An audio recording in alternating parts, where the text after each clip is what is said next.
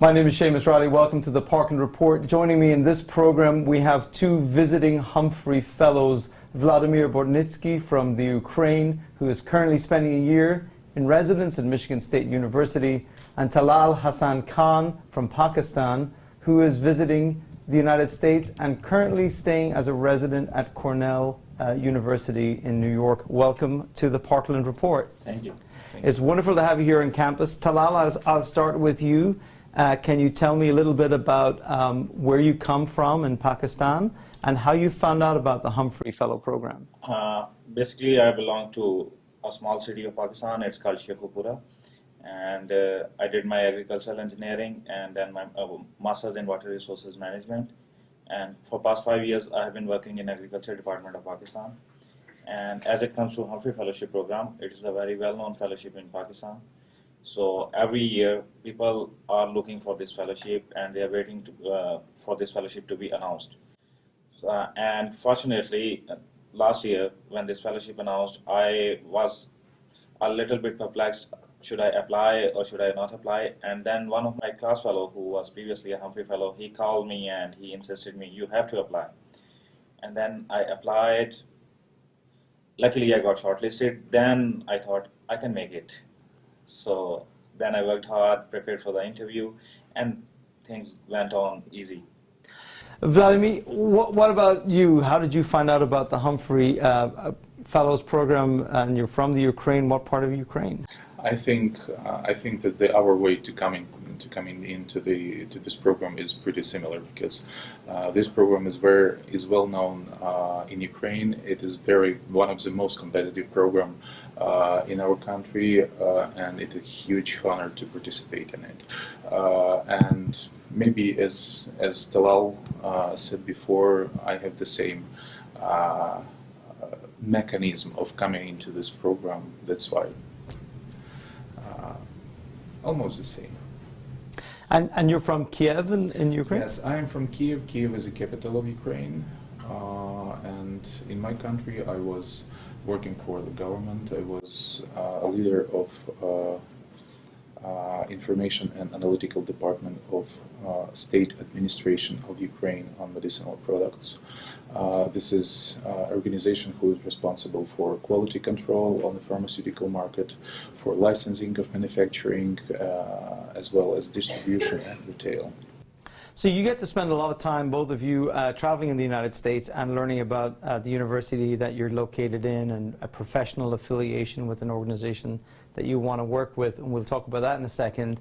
Tell me a little bit about why you were interested in learning more about community colleges here in the United States. First of all, I would like to say, especially regarding the Parkland College. In my life, I also have not only public servant experience, but as well as scientific experience. And my first knowledge regarding Parkland College came to me many years ago. That's why when we received the invitation to participate in country community colleges, I was really surprised to look to the Parkland College, because I knew that Parkland College is situated in Champaign and Urbane. And from my scientific career, I know that Champaign and Urbane, this is the heart of the Silicon Prairie, one of the very famous and very successful high technology area in the world.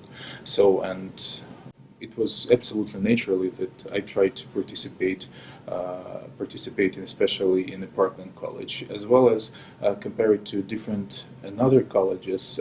Parkland College proposed for me, not for me, but for all of us, absolutely tolerant and absolutely democratic conditions of coming here, applying here, and staying here. That's why my choice to choose the Parkland College was absolutely natural. So this is from my side, and exactly this. There is another side of this question, because why I was chosen by Parkland College. Well, we were very open to accepting anybody who came to the college, and so we were delighted to have the diversity, and we thought there was a great mix on the fellows side, and so we were just happy to to get people. We think there is a great blend, obviously, on the agricultural side, and certainly in your area and interest in the global pharmaceutical industry, and especially in innovation and technology. We think it's a good mix, both for our college and for our community that we're based in. Talal, for you, you had a little bit of a inside knowledge about Parkland College, though, because you knew somebody who was here last year. Yes, one of my class fellow, who was a previous Humphrey fellow, he was here last year, and all the time he was talking about this college. Secondly, as we all know, America is known by his universities. So when I came to Cornell and I visited different universities, then I was always wondering from where this good stuff is coming from. So then we came to know about the school system and this community college system in America, and I was always interested in learning how this system works, which produces such good quality people and students for universities and for practical life. So, and when Hubert Humphrey Fellowship and IIE announced that they have this community college residency program this year, and I really wanted to participate in this program, and Parkland was like my dream. So because of my friend who always encouraged me that you should visit Champaign and Parkland College. Very good. So this was the opportunity. So, you know, there's a very high level of educational sort of learning and teaching in both Pakistan and the Ukraine. Do you have anything similar to community colleges in Pakistan, or do you see that there's any potential for developing a community college system like we have here in the States? I know you have technical colleges, but in particular, the ability to take students who might not have the opportunity to go to university, but could go to a community college for 2 years and then transfer. Yes, in Pakistan presently we don't have this community college system, but learning here, what you are doing here, I think Pakistan can have a great potential for developing community college. Because in our educational system, even if somebody is getting a technical diploma from a technical institute, after that, all the students have to compete for university. Mm-hmm. So the lucky ones who get selected in universities, they make a career. And those who remain and cannot get into universities, they generally in Pakistan, they are confused always what to do next. So they just go for like jobs and petty jobs, and sometimes like in small jobs in industries. So if this system grows in Pakistan, student can have a clear direction in making a career onwards. For the Ukraine, what is the level of interaction with this type of college or technical training for students?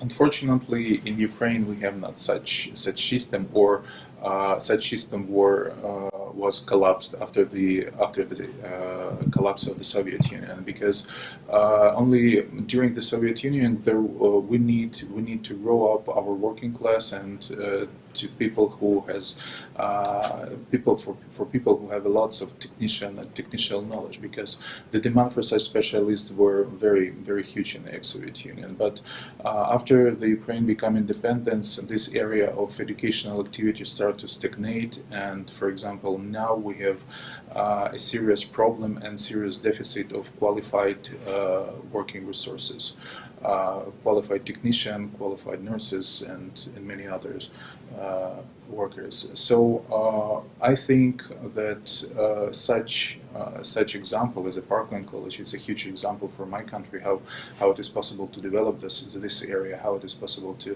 control the situation on the job market, and finally try to cooperate between the same institutions in Ukraine, because 5 or 6 years ago, our government and our parliament members start to understand the real problem in this area and start to revise their governmental policy to recreate the lost potential, especially in this sphere. You know, your focus and career has been largely connected to the notions of public policy, particularly in developing on the pharmaceutical side and working and understanding how these can be economic models or ways in which you can grow the whole economy. Talk a little bit about some of your research and the work that you have been doing here to connect your research and interests. First of all, it is necessary to say that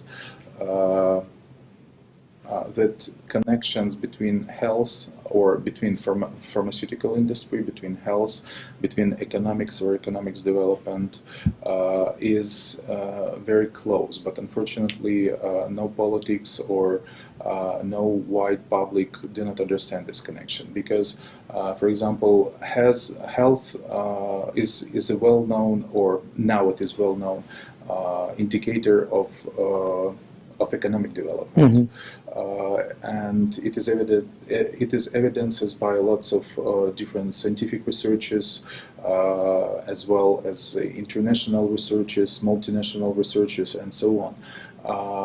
And pharmaceutical industry is one of the most industries who support the healthcare system. Additional thing is that about 85% of total or global expenses for the healthcare area are going to the pharmaceutical industry R&D. That's why pharmaceutical industry could be reviewed as an engine for research and development area for healthcare area. But at the same time, the connection between health is a very simple, because pharmaceutical industry could make the health better. The better health create a much possibility on the economic levels, because people who have good health, they are much productive. They are looks to the future with better hopes. That's why they invest more. They demand more, and they could create a different kind of economic relationships, and it could be reviewed as an engine for economic development, and that's why this area was especially interested for me and was the objective or the object of my scientific research.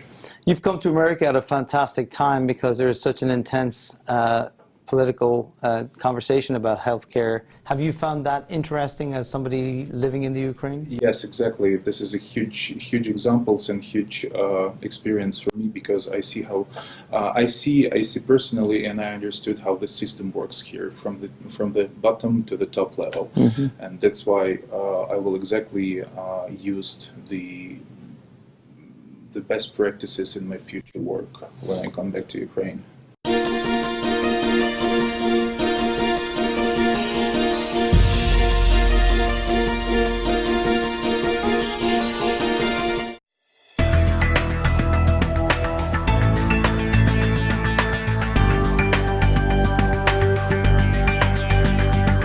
What we're doing in the lab this morning is that I'm teaching a class from Conair, and I'm teaching them how to TIG weld. We put together a customized training package for the Business Training Center. Basically took some pieces from other courses that we had that was related to what Scott and the people at our company that requested this business are looking for. We wanted to bring some of our less experienced maintenance people down here and give them a chance to broaden their skill range. At Conair, we want to provide and encourage a multi-craft environment, because every skill you bring to the table gives more value to each employee. I'd like them to be able to relate the prints and documentations to the physical hands-on world, and so that when they see something that's in an electrical schematic, to be able to go over and identify it and troubleshoot its operation on the actual piece of equipment. They tell me what they want to learn. I've asked them a couple of times if they're getting good information out of it and good practice that relates to work, and they always say yeah. We've been working on TIG welding in the welding class, and industrial controls and motors and drives in the electrical class. Troubleshooting, things that we would use in our jobs on a day-to-day basis. It gives us a lot wider range to complete our job at work. We don't have to rely on one or two people. Everyone will have skill level to make the factory more productive and get things back up and running faster.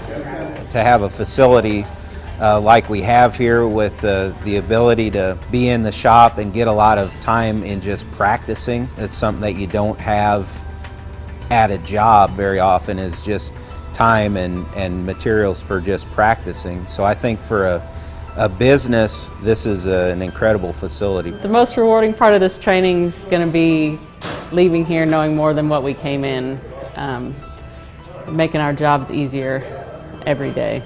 For me, it's working with the people and sharing knowledge and information back and forth. Everybody, both in my regular daytime classes and these specialty training programs, they want to be here. They're trying to learn new skills so that they can become better equipped to get promotions, get opportunities, maybe new challenges, and to be able to work with people and pass some of that information along that's the enjoyable part. Lets you have more job satisfaction. You can repair this electrically, or if something's broken, you can go weld it and repair that. It doesn't limit you as a person. I think that if we can train our employees and do well in this area, then we can keep businesses in this area, bring more businesses in. You know, it's a benefit for the economy of the entire community, and I think it's great.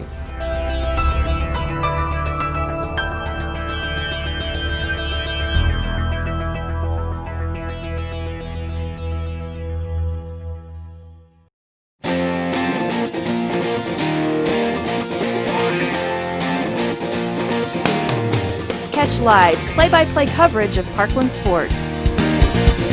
Live the action live.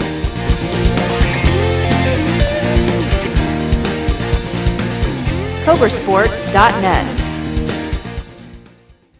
Talal, talk to me about the work that you do in Pakistan, focusing on water and sustainable water resources.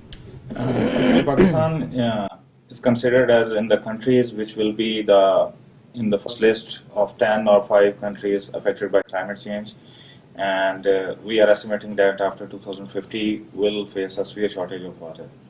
So now our focus is on developing new resources and reservoirs for water storage, and secondly, maintain and manage the previous existing ones. So what we are doing, first of all, we are doing groundwater exploration, but we want to do on systemized basis, and now we are going to make laws on groundwater laws, which does not exist in Pakistan previously. Secondly, we construct small reservoirs for rural areas and for agricultural purposes in hilly areas of Pakistan, so that instead of putting more energy in exploring groundwater or bringing water from somewhere else, we can use rainwater or a lift irrigation system to store water in those reservoirs and simply use gravity flow for irrigation and for water supply systems. Thirdly, we are doing soil conservation practices.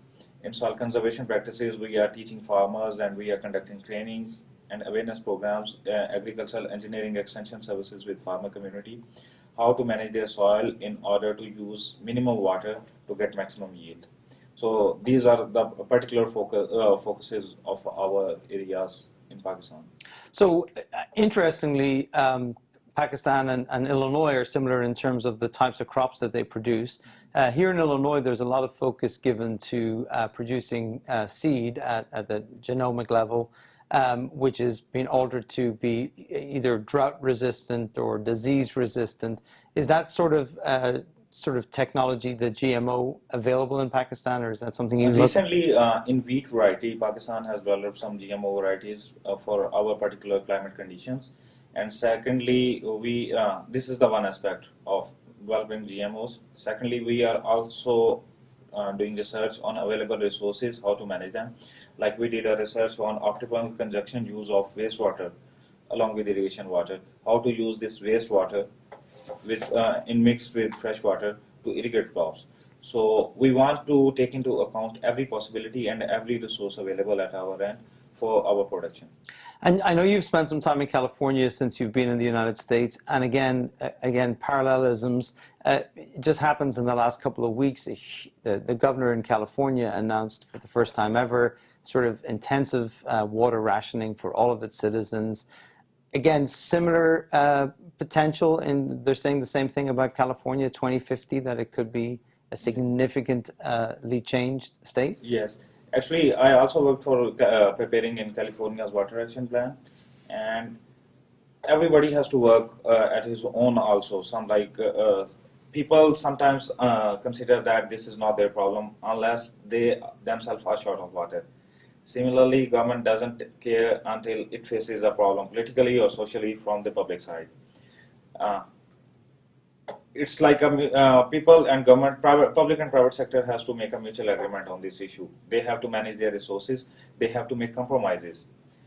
Sometimes there are stereotype thinkings like farmers. If you are going to Napa Valley and start saying to farmers that don't grow vineyards, they will say we are doing this for generations and we cannot let it go like this. So it's a complete awareness program along with understanding on both sides if you want to counter this situation. Vladi, talk to me a little bit about your experience of the American political system compared to the Ukrainian system. Have you found similarities or dissimilarities? Any lessons that you have learned about how we are organized here? First of all, exactly, we have a lots of differences between our political system. However, the main thing I would like to, or the main thought I would like to share with you doesn't connect it with the actual technical differences, because, for my opinion, the main differences between our political system is the question of time of its developing.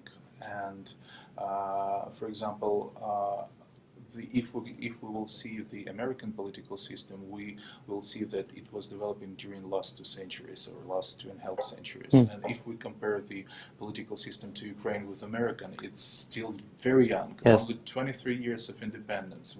Unfortunately, we have not such a political culture. Unfortunately, we have not such political traditions as American political system has. But in any case, we would like to jump over these centuries and to develop as much successful political system in Ukraine as American political system is. Exactly, we understand that there are some kinds of negative things which could be observed, for example, by the American people in their political system. But we would like to take the most successful things from your political tradition, from your political behavior, from your political procedures, and something like that.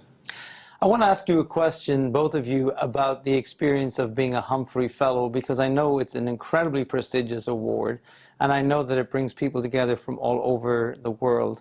I want you to talk to me a little bit about the experience of meeting people from different cultures, from different countries, different languages. How has that helped you to understand better people from other cultures or learn more about your own culture? From one point of view, it's an absolutely simple question, but from another point of view, it's absolutely hard question. Because different people, different culture has a different, how to say, has different possibilities to understand to each other. And in the case of America, we can see how the different cultures and different peoples, different religions, different races were melting here. And actually, I think that it was those engines which give the possibility to American civilization to grow up as quickly as we know. Sure. Because 2 or 3 centuries ago, America was an absolutely agricultural country, and nobody knew that Americans exist, for example, somewhere in Europe. Yes. But now we see the results. So from this point of view, I think that my Huber Humphrey Program Fellowship is quite progressive things. I started to know a lots of people, a lots of cultures, a lots of religions. I start to understand them better, as well as Americans too. That's why I think it is very progressive for me, and I exactly will explain the things to my friends in my country, as well as try to try to share my knowledge, my culture, my experience with representatives of other countries like Talal Khan or my other Humphrey friends. This is really good opportunity to raise your knowledge, to raise your skills, to raise your professional capacities in such intercultural environment. Talal, what about you? For me, Humphrey Fellowship made me more patient in learning, sharing, and respecting each other's values, each other's ideas. Like people coming from all over the world, the places we only heard the names of, and now we saw the people in reality from those places. And it gave us like ideas, share everything. Our way of thinking changed, totally changed, and we started to learn about different people. And when you get interaction, many of your confusions get removed automatically. I will tell you a funny thing. One of my fellow in Cornell, I have never seen such a laughing personality, like jolly good fellow in my life. He's from Ivory Coast. And when we met, after 1 month, he came to me, he said, Talal, do you know, when I was coming, my boss asked me, from where are other fellows with you? And I told him, oh, there is one fellow from Pakistan. My boss said, watch from him. So take care of yourself. And then he said, now I'm going back and I will tell him I met the most amazing people from Pakistan. Excellent. So like learning about each other, and you come to know about each other. And the most important and wonderful thing about this program, that we started to learn each other's values and respect each other's values. So this thing, technical expertise or technical knowledge or book knowledge is on one side, but this thing which we learned, it is like worthwhile for our whole life. Well, it's a fantastic answer. Just finally then, I want to ask you a little bit about, this is a wonderful program in terms of exposure to many different cultures on America, North and South America. But also talk to me just briefly about your professional affiliation and what experience that you're going to be doing when you go back on the East Coast. On East Coast, my time in Cornell is like almost 14 days left. So I spent 10 months in Cornell, and it was a wonderful opportunity for me for learning and experiencing. I didn't focus on more technical side of my field during Cornell, because if you want to learn on technical side, you have to move further, and I didn't have that much time here. So I basically focused on natural resources planning and management techniques on this side, and how to manage and plan these ideas and these projects, so that I can replicate them with amendments to my own conditions in my country. And similarly, I'm going to do a professional affiliation with World Bank, and I'm going to do the same thing, like I'm going to studying the change of impact of climate change on water resources of Pakistan, as well as how the policies are being made to counter this situation. And Vladi, what about your professional affiliation? In my case, I try to be affiliated with governmental authorities or with international organizations who is responsible for creation as well as implementation of healthcare policy. But I think that I was lucky to be chosen by the U.S. Department of Health and Human Services to have my professional affiliation with them. Because this is the heart of the system. I would like to know how things are working there, what kind of legislation do they use, what kind of relationship they create between the business, between government, other governmental authorities, and how the system works. And I think that I'm lucky with such opportunity. Well, I think we're very lucky at Parkland to have both of you here. I want to thank you very much for taking the time to talk to me, and we'll see you hopefully in your country or back here again soon. Thank you. Exactly. Thank you so much. Thank you so much. That's it for this edition of Parkland Report. We'll see you back here next time.